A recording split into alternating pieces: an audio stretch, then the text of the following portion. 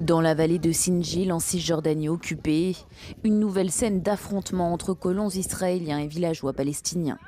En haut de la colline, des jets de pierre lancés par des colons et plus bas des départs de feu pour tenter de repousser les assaillants. Un groupe de colons avec le soutien de l'armée israélienne mène des attaques organisées contre les terres des citoyens.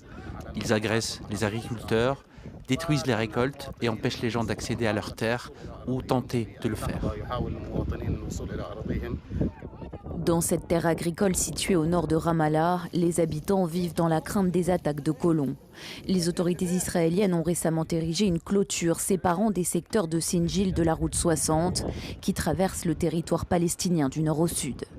Une clôture qui isole encore un peu plus le village comme d'autres localités palestiniennes où des portails ont récemment été construits par Israël. Aujourd'hui, Sinjil est entouré d'un mur d'apartheid, tout comme le mur qu'ils ont construit autour de la Cisjordanie, le séparant de l'intérieur du territoire palestinien occupé. Aujourd'hui, Sinjil souffre grandement de ce mur. Ma maison se trouve à proximité, tout comme celle de mes frères. Les colons ont le droit de venir à Sinjil, mais les fils de Sinjil n'ont pas le droit de gravir cette colline. Depuis le début de la guerre, les violences ont flambé en Cisjordanie. Au moins 947 Palestiniens ont été tués par des soldats ou des colons israéliens, selon l'autorité palestinienne.